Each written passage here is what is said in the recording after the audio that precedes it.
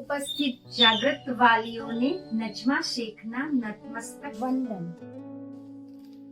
આજે હું અતિ મહત્વના વિષય કોવિડ-19 પછીની શૈક્ષણિક પરિસ્થિતિમાં મા બાપની ભૂમિકા પર મારા વિચારો વ્યક્ત કરવા માંગુ છું। આપ સૌ જાણો છો તેમ હાલની પેન્ડેમિક પરિસ્થિતિને કારણે યુનેસ્કોના અંદાજ પ્રમાણે આશરે 32 કરોડ વિદ્યાર્થીઓના શિક્ષણ પર માઠી અસર થઈ રહી છે। પરિણામ સ્વરૂપે ઘણી શાળાએ ટેકનોલોજીના ઉપયોગથી ઓનલાઈન લર્નિંગ પ્રોગ્રામ શરૂ કર્યા। એમ જોવા જઈએ તો એવું તો નથી કે ડિજિટલ શિક્ષણ માધ્યમ ભારત માટે તદ્દન નવું છે। ભારત સરકારના દૂરદર્શનના માધ્યમથી જ્ઞાન દર્શન દ્વારા વિદ્યાર્થીઓને શિક્ષણ પહોંચાડતું હતું જ। હાલમાં પણ દીક્ષા, ઈ પાઠશાળા વગેરે કાર્યરત છે જ, પરંતુ આ પહેલા શિક્ષણના આ માધ્યમો કેન્દ્ર સ્થાને ન હતા। હાલની પરિસ્થિતિએ ઓનલાઈન શિક્ષણને કેન્દ્ર સ્થાને મૂકી દીધા। 21 દિવસના લોકડાઉનનો સંદેશો એ હતો કે શાળાએ ખૂબ જ ઝડપથી વિદ્યાર્થીઓ સાથે તાદામ્ય જાળવી બદલાવ લાવવાની શરૂઆત કરે। આ પહેલા શાળા, વિદ્યાર્થી અને મા બાપની ભૂમિકા તદ્દન અલગ હતી, જેમાં ઘણા માતા પિતા પોતાના બાળકને ટ્યુશન મોકલી પોતાની જવાબદારીમાંથી મહદ અંશે છુટકારો મેળવતા। હવે અચાનક 2020માં મા બાપનો રોલ જ બદલાઈ ગયો।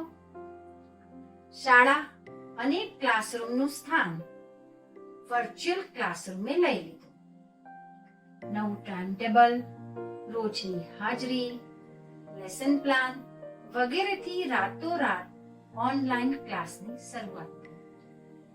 Multimedia, YouTube, PDF, live class, e text book, online test, assignment, questionnaires, e learning વગેરે માટેની સૂચનાઓ શાળા તેમજ શિક્ષકો દ્વારા મળવા લાગી, જે માટે મા બાપે પણ નવા માળખામાં ઢળવા અનિવાર્ય બનતા એમની ચિંતાઓ વધવા માંડી।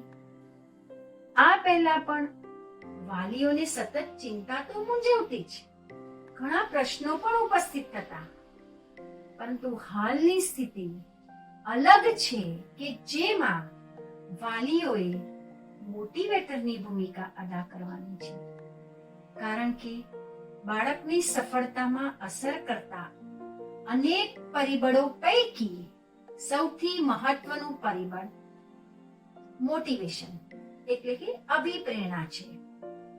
બદલાયેલી પરિસ્થિતિમાં એક જવાબદાર વાલી તરીકે ઇન્ટરનેટ, લેપટોપ, સ્માર્ટફોન્સ વગેરે પોતાના બાળકોને ઉપલબ્ધ કરાવવા માંડ્યા।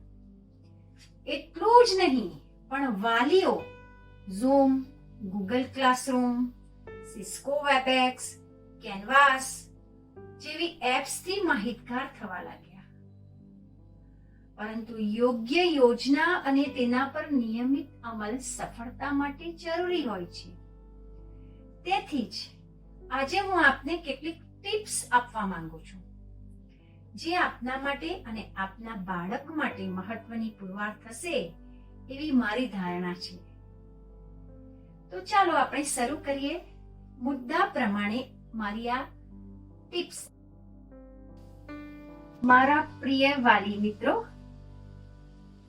આ મારી ટિપ્સને મેં 10 મુદ્દામાં વહેંચી છે। તો આપણે એનો પ્રથમ મુદ્દો જોઈએ। બાળક સાથે મળીને રોજિંદુ સમયપત્રક બનાવવું।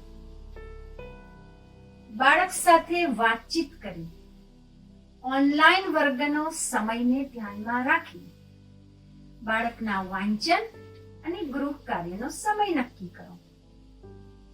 સમયપત્રક બનાવતી વખતે એના રમવાના કે મનોરંજનના સમયને અવશ્ય ધ્યાનમાં લો. જ્યારે બાળક થાકેલું કે કંટાળેલું જણાય ત્યારે એની ગમતી પ્રવૃત્તિ કરવા માટે સમય આપો કે જેથી તે વધુ સક્રિયતાથી અભ્યાસ કરી શકે. તમે બાળકના ઓનલાઈન તેમજ ઓફલાઈન ટાઈમ ટેબલ અનુરૂપ તમે તમારા બીજા કામોના ટાઈમ સેટ કરો અથવા તમારા ટાઈમને અનુરૂપ તમે બાળકના ઓફલાઈન ટાઈમ ટેબલને સેટ કરી શકો છો. બીજો મુદ્દો જોઈએ, ઓનલાઈન લેસનની સમજ મેળવવી. ઓનલાઈન લેસન સ્કૂલમાં ભણે તે રીતે ભણવાનું હોવાથી બાળકને પ્રોત્સાહિત કરી માનસિક રીતે તૈયાર કરવું જરૂરી બને છે. એ માટે પહેલા તમારે તે અંગે કેટલીક બાબતો જાણવી જરૂરી બને. ઉદાહરણ તરીકે, ઓનલાઈન હાજરી કેવી રીતે નોંધાવવાની છે, લેસન સાથે કેવી રીતે જોડાવાનું છે, એ તમામ બાબતોની સમજ લેસન પહેલા જ જે તે શિક્ષકનો અથવા અન્ય વાલીઓનો સંપર્ક કરી મેળવી શકો છો. જ્યારે તમે વર્ચ્યુઅલ ક્લાસની પ્રક્રિયાથી માહિતગાર હશો તો બાળકને ક્લાસમાં સમયસર હાજર રહેવા સમજાવી શકશો. હવે આગલા મુદ્દા પર આવીએ. વર્ગ શરૂ થયા પહેલા બધી સામગ્રી તપાસવી. ઓનલાઈન ક્લાસ શરૂ થવા પહેલા બધી સામગ્રી તપાસી લેવી જોઈએ. નહીતર બાળક ક્લાસને બરાબર સમજી ન શકે એવું બને. દાખલા તરીકે એવું બની શકે કે ઈ વર્ગ તેની ગતિ એ ચાલતો હોય અને કોઈ બાબત સમજ ન પડે તો બાળક સંદર્ભ માટે પુસ્તકોના પાના ફેરવે કે વાંચન સામગ્રી માટે ફાંફા મારે, એટલે કે બાવાના બેઉ બગડે, એટલે કે બાળકના ઘરનો અને ગાંઠનો રહે. તેથી જો બાળક સમજ ધરાવતો હોય તો લેસન પહેલા તેની સાથે વાત સુનિશ્ચિત રીતે કરો કે બધી જરૂરી સામગ્રી વ્યવસ્થિત ગોઠવાય છે. અને જો તમારું બાળક નાનું હોય તો તમે એના ચોપડા, પેન, નોટ વગેરે ગોઠવી આપો. એને ચેક કરો કે બધું લેસન એને કમ્પ્લીટ કર્યું છે કે નહીં. બાળક પાસે બેસીને ગંભીરતાથી એના ટાઈમ ટેબલ પ્રમાણે લેસન શરૂ થાય તે પહેલા બધું સેટ કરી આપો. અને હા, બાળક એકદમ નાનું છે તો લેસન શરૂ થવા પહેલા કુદરતી હાજતથી ફારિગ કરી એને તૈયાર રાખો. જો ઉપકરણ વાપરતા હોય, જે ઉપકરણો જેમ કે મોબાઈલ છે, હેડસેટ છે, લેપટોપ છે, આઈપેડ, સાઉન્ડ વગેરે બધું ચેક કરો. એક કરતા વધુ બાળકો હોય તો એ પ્રમાણે સેટ કરો. હવે આપણે અતિ મહત્વનો મુદ્દો જોઈએ, બાળકને સ્વાવલંબી બનાવો. તમારા બાળકને મદદ કરવી, માર્ગદર્શન આપવું એ તો બધું બરાબર છે, પરંતુ એને કોઈ પણ કામ તમે જ કરી આપો એ બરાબર ના કહેવાય. ભલે ને ગુણવત્તા ઓછી હોય, પરંતુ બાળક પોતે જ પોતાનું કામ કરે એ વધારે યોગ્ય છે. જો આખું કામ એના વતી તમે જ કરો તો એ અપપ્રેરણાનું કારણ બનશે અને બાળક ધીમે ધીમે આત્મવિશ્વાસ ગુમાવતો થશે અને પરાવલંબી બનતો જશે. આમ થવાના બીજા કારણો પણ હોઈ શકે. દાખલા તરીકે, ઘણા વાલીઓ બાળકની સરખામણી એના મિત્ર, બેનપણી કે અન્ય નાના મોટા ભાઈ બહેનો સાથે કરતા હોય અને બૂમો પાડતા હોય કે હજી તારા તો કઈ ઠેકાણા નથી, તારી બેનપણીએ તો પ્રોજેક્ટ ક્યારનોય સબમિટ કરી દીધો.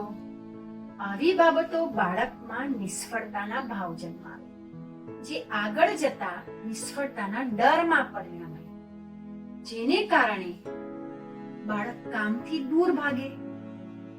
આવા કિસ્સા ખાસ કરીને ટીનેજર્સ 14 થી 15 વર્ષના બાળકોમાં સવિશેષ જોવા મળે છે. ચાલો, મારો 5મો મુદ્દો, બાળક સાથે મુક્ત ચર્ચાનું વાતાવરણ બનાવો. બધા પીરિયડ પત્યા પછી બાળકને કેટલાક પ્રશ્ન પૂછવા. દાખલા તરીકે, બેટા આજે શું ગમ્યું? દીકરા આજે તને શું ના ગમ્યું? વગેરે પ્રેમથી પૂછો. બાળક જ્યારે શૈક્ષણિક ચિંતા અંગેના વિચારો તમારી સામે રજૂ કરે તો તમે એને ખૂબ જ શાંતિથી સાંભળો. ઉશ્કેરાશો નહીં, જેથી મુક્તપણે પોતાની વાત રજૂ કરશે. તેને શામાં રસ છે? ચિત્રકલા, સંગીત, વિજ્ઞાન પ્રવૃત્તિ વગેરે તમારી સાથેની ચર્ચાને લીધે ખુલ્લા મનથી પોતાની પસંદગી રજૂ કરશે અને ત્યારે આપ એની ખૂબીથી પરિચિત થશો. યાદ રાખો કે દરેક બાળકની ખામી, ખૂબી અને પસંદગી અલગ અલગ હોય છે. બાળકની ખૂબીને પારખી તેના પર ધ્યાન કેન્દ્રિત કરી સહકાર આપતા ખૂબ જ સારા પરિણામો મેળવી શકાય. સચિન તેંડુલકરની ક્રિકેટની રમત પ્રત્યેની ઘેલછાને નાનપણથી જ પ્રોત્સાહિત કરવામાં આવી અને વિશેષ ધ્યાન અપાયું. પરિણામ સ્વરૂપે આપણે જાણીએ છીએ કે એની પાસે શૈક્ષણિક ડિગ્રી ન હોવા છતાં આખી દુનિયામાં એણે નામના મેળવી. હવે બીજા મુદ્દા પર આવીએ. વાલી મિત્રો, મારો નવો મુદ્દો છે ઇતર પ્રવૃત્તિમાં ઉત્સાહભેર ભાગ લો. ઓનલાઈન પ્રવૃત્તિ થયા બાદ ઓફલાઈન પ્રવૃત્તિમાં જોડાઈ જાઓ. દાખલા તરીકે, કસરત હોય તો તમે પણ એની સાથે કરો. કોઈ ક્રાફ્ટ કે બીજી ઇતર પ્રવૃત્તિનો અસાઇનમેન્ટ શિક્ષકને મોકલવાનો હોય ત્યારે પૂરા જોમથી તમે પણ ભાગ લો અને પ્રવૃત્તિ કરો. બાળકમાં આત્મવિશ્વાસ જગાડનાર સૌપ્રથમ માતા પિતા જ હોય છે. ધારો કે ઇતર પ્રવૃત્તિ દરમિયાન કોઈ વસ્તુ તમને ન આવડે તો તમે તમારા બાળકને કહો કે એ તમને શીખવાડે. બાળક તમને શીખવતા એનું પોતાનું પણ રિવિઝન થઈ જશે અને એની પ્રેક્ટિસ પણ શરૂ થઈ જશે. બાળકને આમ કરવામાં પોતે શિક્ષક બન્યાનો આનંદ આવશે અને બાળક પ્રાઉડ ફીલ કરશે કે એના મમ્મી પપ્પાને એને શીખવ્યું. હવે આપણે બીજા મહત્વના મુદ્દાની ચર્ચા કરીએ. ઈ લર્નિંગ થી માહિતગાર થાઓ. તો મારા વાલી મિત્રો, તમારા બાળકોના શિક્ષક કે શાળાના સંપર્કમાં કેવી રીતે રહેવું તે સતત જાણતા રહો. વધુ માહિતી મેળવવા કે અમુક પ્રશ્નોની ચર્ચા માટે તમારા બાળકના મિત્રો કે એમના વાલીઓનો સંપર્ક સાધી એક વોટ્સએપ ગ્રુપ બનાવો. સગાવાલા, પડોશી કે મિત્રો સાથે ચર્ચા કરો. તેમજ YouTube પરથી ઈ લર્નિંગ વિશે માહિતી મેળવવાનો પ્રયત્ન કરો. બીજો એક મારો મુદ્દો છે બાળકોના શિક્ષણ કાર્યને બિરદાવો કે વખાણ કરો. તમે બાળકના દરેક કાર્યને બિરદાવો. તમે બાળકના દરેક કામના વખાણ કરો. તેમને મનગમતી વાનગી ખવડાવી ખુશ કરો. એમને કામને બિરદાવો જ્યારે પણ ત્યારે તમે એને કંઈક ભેટ આપો, પરંતુ એ ધ્યાન રાખો કે એ ભેટ લાંચ સ્વરૂપે ન જાય. બાળક સુધી એ મેસેજ પહોંચવો જોઈએ કે તમે એના કરેલા કાર્યથી સંતુષ્ટ છો, તેથી આ તમે એને ગિફ્ટ આપો છો. તો બીજી વાર તમારા બાળક એની જાતે જ સારા કામ કરવા માટે પ્રોત્સાહિત થશે. હવે બીજો અગત્યનો મુદ્દો, ઘરમાં તાણ મુક્ત વાતાવરણ બનાવો. આજે દરેક ઘર એ શાળા છે, દરેક મા બાપ આદર્શ શિક્ષક છે, ઘરના ઓરડા એ વર્ગખંડ બન્યા છે. શિક્ષણ રૂપી બંધારણ ઘડવાનું કાર્ય ઘરમાં રહી માતા પિતાએ જ કરવાનું છે. પરંતુ તમે આસપાસ નજર કરશો તો પરિસ્થિતિ અલગ જણાશે. દાખલા તરીકે કેટલાક મા બાપ આખો દિવસ રાતના 11 વાગ્યા સુધી ટીવી ચલાવે કે મોબાઈલમાં મોટા અવાજે યુટ્યુબ પર કે કોઈ સંગીત સાંભળે તો બાળકનું ધ્યાન અભ્યાસમાં લાગે ખરું? એવું પણ જોવા મળે કે પરીક્ષા સમયે મોટા ભાઈ બહેનને બાજુમાં બેસાડીને બાળકને મદદ કરે, જે ખરેખર દુઃખદ છે. સંતાનને તેમની પરીક્ષામાં સજ્જતા પ્રમાણે ગુણ મેળવવાના છે. વારંવાર ટોકી, સલાહ સૂચનો આપી તલવારની ધાર પર રાખીએ તો બોલો, શું એનું પરિણામ સુધરશે? પોતે શાંતિથી ઊંઘે નહીં અને સંતાનોને ઊંઘવા ન દે, એવા વાલીઓ નિરાશા, હતાશા અને અશાંતિ પેદા કરે છે. તો પ્રિય મિત્રો, જીવનના પ્રત્યેક દ્રષ્ટિકોણ અને અભિગમ બદલવાની જરૂર છે. ગમે તે પરીક્ષામાં વિદ્યાર્થી અસાધારણ સિદ્ધિ મેળવી લાવે, એટલા માત્રથી તે જિંદગીમાં ઈડર યોગર્ટ જીતી ગયો એવું માની હરખાઈ જવું એ ખોટું છે. શૈક્ષણિક સિદ્ધિ ગૌણ પરિબળ છે. જિંદગીની સફળતામાં અનેક પરિબળો અસર પહોંચાડે છે. બોર્ડની પરીક્ષા હોય, શાળાની હોય કે કોલેજની, એ પરીક્ષા માત્રથી માણસનું ભાવિ જીવન નિર્ધારિત કરનારું એકમાત્ર પરિબળ નથી. એટલું સમજી શકીએ તો ઘણી બધી ચિંતા, તાણ અને વ્યગ્રતામાંથી મુક્તિ મળી જાય. તો આજના મારા 10 મુદ્દામાંથી આ 10મો ટોપિક, મારો આ છેલ્લો 10મો ટોપિક ખરેખર ધ્યાનમાં રાખવા જેવો છે. બાળકોને સુરક્ષિત કેવી રીતે કરી શકાય? ડિજિટલ પ્લેટફોર્મ બાળકોને શીખવાડવાનું ચાલુ રાખે છે. એ પહેલા બાળકો શાળામાં ફિઝિકલી હાજર રહી રમતોમાં ભાગ લેવો, મિત્રો અને શિક્ષકોના સંપર્કમાં રહીને વાતો કરતા. હવે ઓનલાઈનના સંપર્કમાં રહે છે, પરંતુ વધારે પડતા ઓનલાઈન હોય તો કેટલીક વાર જરૂરી છે બાળકોની ઉંમર પ્રમાણે તેની સુરક્ષાની, સલામતીની, નહીં તો વધુ જોખમ લાવી શકે છે. જો તમે ઇન્ટરનેટની દુનિયાની જાણકારી ધરાવો છો તો બાળકોની સાથે એ બાબતે ચર્ચા કરો કે એ કાર્ય કેવી રીતે કરે છે, શું ધ્યાન રાખવું, શું સાવચેતી જાળવવી. જો તમને જાણકારી ન હોય તો જાણકારી બાળક પાસે પ્રશ્ન પૂછીને મેળવો અને મિત્રો દ્વારા તમારા ઉપકરણો પર કંટ્રોલ કરો કે જેથી બાળક ખોટે રસ્તે ના ચડે. કેવી રીતે, ક્યાં ઇન્ટરનેટનો ઉપયોગ કરી શકાય એના માટેના અમુક નિયમો બનાવો. ખાસ કરીને નાના બાળકો માટે જોખમ ઘટાડવા માટે યુટ્યુબ કે ગેમ એટલે કે રમત કે બીજી કોઈ એપ પર પેરેન્ટલ કંટ્રોલ સેટ કરો. મનોરંજન માટે યોગ્ય ઓનલાઈન સાધનો સાથે મળીને જાણો અને સાથે મળીને જુઓ.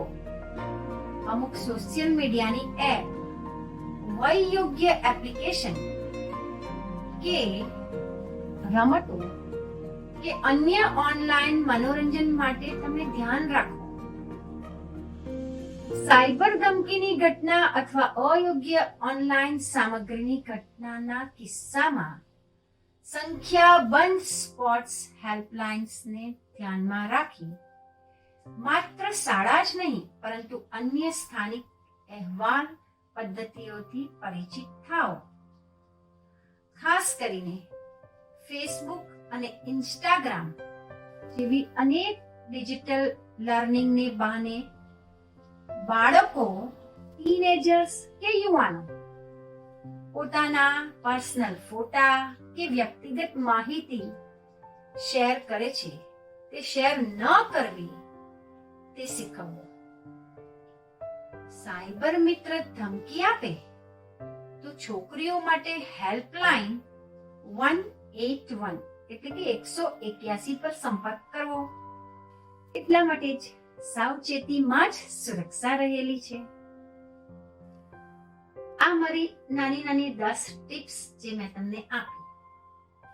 તો યાદ રાખો, દુનિયામાં કોઈ જ સંપૂર્ણ નથી. દરેક વ્યક્તિમાં ખામીઓ અને ખૂબીઓ તો હોય જ છે. તો આપણે જાગૃત વાલી તરીકે આપણા બાળકની ખામીઓ અને ખૂબીઓ જાણવાનો પ્રયત્ન કરતા રહેવાનું છે. ખામીઓને કેવી રીતે દૂર કરી શકાય એ દિશામાં કાર્ય કરવાનું છે.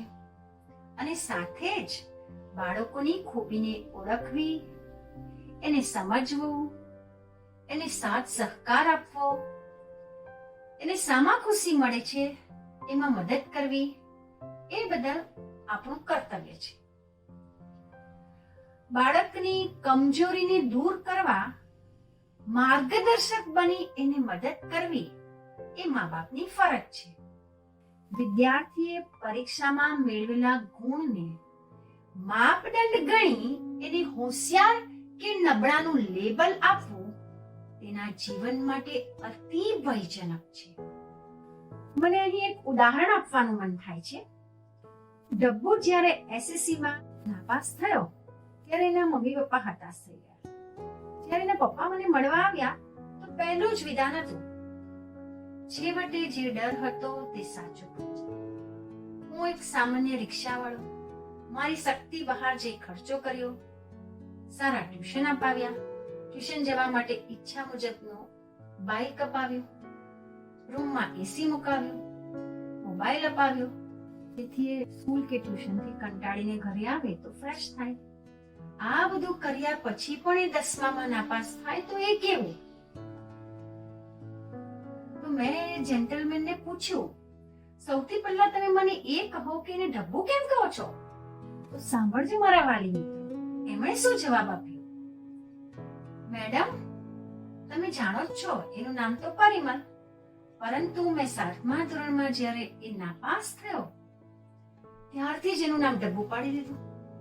ડબ્બુ એટલે સાવ ડોબો, એને કંઈ જ આવડે જ નહીં. દુઃખની વાત તો એ કે બિચારા પરિમલે પણ ડબ્બુનું ઉપનામ સહજ સ્વીકારી લીધું હતું. એના મિત્રો, પડોશીઓ, સગા સંબંધીઓ બધા જ એને ડબ્બુ નામે જ ઓળખે અને એ પોતે પણ ડબ્બુ છે જ એ સિદ્ધ કરવાના સંનિષ્ઠ પ્રયત્નો એને ચાલુ રાખ્યા. તો યાદ રાખજો કે બાળકમાં આત્મવિશ્વાસનું સિંચન ન થાય તો એ કદી સફળતા મેળવી ન શકે. તમે તમારા બાળકને શ્રદ્ધાપૂર્વક કહો, બેટા તું ખૂબ જ હોશિયાર છે, તને આવડે જ છે, તું પ્રયત્ન કરે તો સારા ટકા આવશે જ, તું ધારે તો તું બધું જ કરી શકે છે. તો જુઓ એનું પરિણામ શું આવશે, એ જ પ્રમાણે બાળક કરતો થશે અને એનું પરિણામ સારું જ આવશે. તમારી અપેક્ષા અને બાળકની સિદ્ધિ એ બંને વચ્ચે આંતરક્રિયા ચાલે છે. જેમ જેમ અપેક્ષા ઊંચી તેમ તેમ સિદ્ધિ ઊંચી. આપ સૌએ તારે જમી પે ફિલ્મ તો જોઈ જ હશે. એ ફિલ્મમાં બાળકની મૂંઝવણોને ન સમજી શકવાને કારણે વાલી તેમજ શિક્ષકો એ ડબ્બુ ગણી લે છે, જે બાળકનું નૈસર્ગિક હાસ્ય છીનવી લે છે. બાળક હતાશામાં સપડાય છે, પરંતુ એક શિક્ષક એમાં રહેલી ખૂબીને પારખે છે, એને પ્રોત્સાહિત કરે છે. શિક્ષકે બાળકમાં દાખવેલી શ્રદ્ધા અને પ્રેરણા એ બાળક માટે સંજીવનીનું કામ કરે છે અને બાળક ધીમે ધીમે હતાશામાંથી બહાર આવે છે. શિક્ષણ પ્રત્યે ઉદાસીનતા દૂર કરી શિક્ષણમાં ઉત્સાહપૂર્વક ભાગ લેવા માંડે છે અને પોતાની કળા પણ ખીલવે છે, તો ભણતરની સાથે સાથે કેળવણી ખૂબ મહત્વની છે અને માતા પિતા એ કેળવણીનો પ્રથમ આધાર સ્તંભ છે. તો હવે પછીના આવતા સમયમાં માતા પિતાએ માત્ર શિક્ષક નહીં પરંતુ વિદ્યાર્થી પણ બનવાનું છે અને ધીરજ અને શાંતિપૂર્ણ ઘરનું વાતાવરણ રાખવું કે જેથી કોઈ પણ ઓરડાને બાળક એના ક્લાસરૂમ તરીકે સ્વીકાર કરે. તો મારા વાલા વાલી મિત્રો, ચિંતાને બાજુએ મૂકી કોશિશ ચાલુ રાખો. હરિવંશરાય બચ્ચનનું એક કાવ્ય છે, લહેરો સે ડરकर नौका पार नहीं होती, कोशिश करने वालों की कभी हार नहीं होती. नन्ही चींटी जब दाना लेके चलती है, चढ़ती दीवारों पे 100 बार फिसलती है. मन का विश्वास रगों में साहस भरता है, चढ़कर गिरना, गिरकर चढ़ना, आखिर उसकी मेहनत बेकार नहीं होती. असफलता एक चुनौती है, इसे स्वीकार करो. क्या कमी रह गई देखो और सुधार करो. जब तक न सफल हो नींद चैन को त्यागो तुम. संघर्ष का मैदान छोड़कर मत भागो तुम. कुछ किए बिना जय जयकार नहीं होती. कोशिश करने वालों की कभी हार नहीं होती. આપ સૌ વાલી મિત્રોનો હું હૃદયપૂર્વક આભાર માનું છું અને વિરમું છું. અસ્તુ.